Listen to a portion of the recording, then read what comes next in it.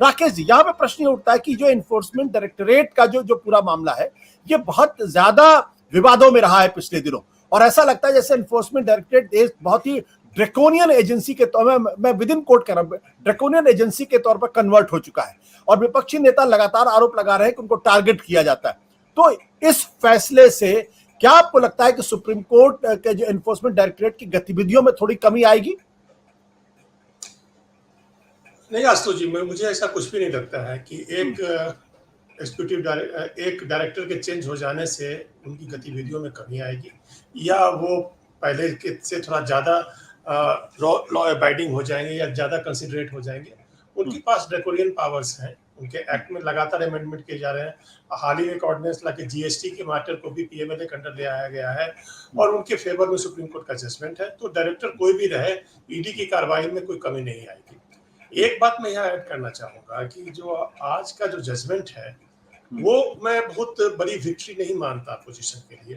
वो मैं क्यों नहीं मानता कि इसमें दो मुद्दे थे। एक मुद्दा तो था जिसकी हम चर्चा कर रहे हैं, क्या संजय मिश्रा का जो थर्ड टाइम जो एक्सटेंशन दिया गया था वो गलत था या नहीं था। एक और मुद्दा था जो ज्यादा इससे महत्वपूर्ण था, वो मुद्दा ये था कि जो दो ऑर्डिनेंसेस की बात जो फिरोज भाई ने की, और वो बाद में जो एक्ट में तब्दील हो गया, उस ऑर्डिनेंसेस को भी चैलेंज किया गया था, और उसको यथास्थिति बनाए रखा सुप्रीम कोर्ट ने। न कि सिर्फ यथास्थिति बनाए रखा, जजमेंट में पढ़ रहा हूँ, मेरे सामने स्क्रीन पर है, बहुत सारे तर्क दिए कि क्यों वो वो दो अमेंडमेंट्स जो थे, जो ऑर्डिनेंस के थ्रू लाए गए थे, जिसमें आपने अपने शुरू की स्लाइड्स में दिखाया है, वो क्यों नहीं करना चाहते। उन्होंने तर्क दिया है कि सिर्फ दो ही कारण से हम कोई भी ऑर्डिनेंस या अमेंडमेंट को या कोई भी एक्ट को निरस्त कर सकते हैं, अगर वो उनके कोर्ट या लेजिस्लेचर की कॉम्पिटेंसी में ना हो और ये फंडामेंटल राइट्स और बेसिक प्रिंसिपल्स के खिलाफ हो, बस। अदरवाइज कोई ऐसा ही कोई भी लेजिस्लेचर से पास किसी भी एक्ट को हम नहीं करेंगे। रिपीटेडली उस पर 8-10 पेज उन्होंने लिखा है कि वो क्यों नहीं करना चाहते। और ये चीज जो अब देख रहे हैं कि संजय मिश्रा जी को जो दे दिया गया, मतलब उनको हटाया गया है, वो उसका एक कारण है, मात्र एक कारण है, जो कि फिरोज भाई जिसकी चर्चा की है, वो इसलिए है कि पिछला जो जजमेंट था, जो कॉमन कॉज वाला जजमेंट जो था 2021 में, वो जजमेंट था मैंडेमस। तो मैंडेमस के लिए पहले सुप्रीम कोर्ट के और भी जजमेंट्स है, मदन मोहन पाठक का जजमेंट है, कावेरी ट्राइब्यूनल का जजमेंट है, जिसमें ये लिखा गया है कि मैंडेमस को आप कोई भी एक्ट बना के उसको आप नहीं टर्न डाउन कर सकते हैं। मैंडेमस है, वो इंस्ट्रक्शन है, वो रिट इंस्ट्रक्शन है, वो हर हालत में आपको मानना होगा। उसके तर्क दिए गए हैं, वो पिछले जजमेंट्स को कोट किया गया है। तो मैंडेमस को एक अलग तरह का डिसीजन दिखाया गया है इस जजमेंट में।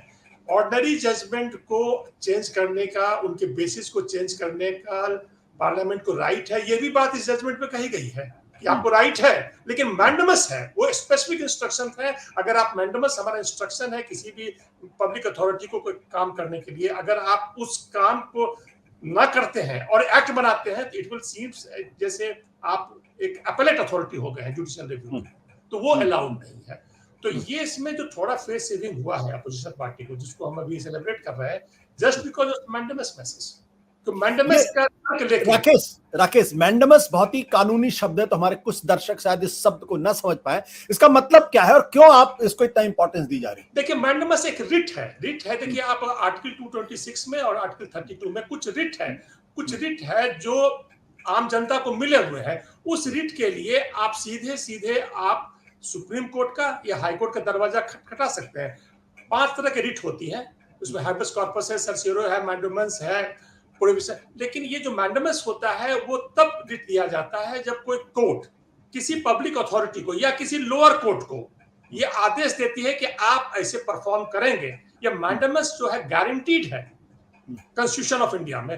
तो ये पर्टिकुलर जजमेंट जो था कॉमन कॉज का, वो मैंडेमस था, इसलिए उस मैंडेमस का आपने उल्लंघन किया है ये एक्ट बना के। इस कारण से आपको इसमें जो ईडी के जो डायरेक्टर थे उसको हटाना पड़ेगा।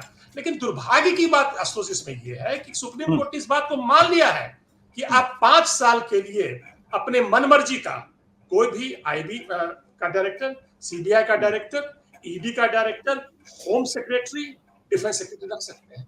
ये दुर्भाग्य है इस देश का कि हर सरकार ये चाहेगी कि 5 साल के लिए उसके अपने मर्जी का ईडी मिले, डायरेक्टर मिले, सीबीआई डायरेक्टर मिले। ये तो मान चुकी है, इन प्रिंसिपल तो एग्री कर गए, ठीक है आप संजय मिश्रा नहीं रहेंगे, मानते हैं, लेकिन दूसरा कौन रहेगा ना? ये ज्यादा जरूरी इंडिविजुअल को हटा दिया गया है, चलिए अच्छी बात है। ज्यादा जरूरी ये था कि इन प्रिंसिपल इस पार्टिकुलर जो अमेंडमेंट हुए हैं, जो इसकी चर्चा आपने की है, उसको क्वैश करना था, तब कोई विक्ट्री मारी जाती है। ये तो बहुत टेम्परेरी विक्ट्री है, मैं इसको विक्ट्री नहीं मानता। सत्य हिंदी का ऐप डाउनलोड करें गूगल प्ले स्टोर पर।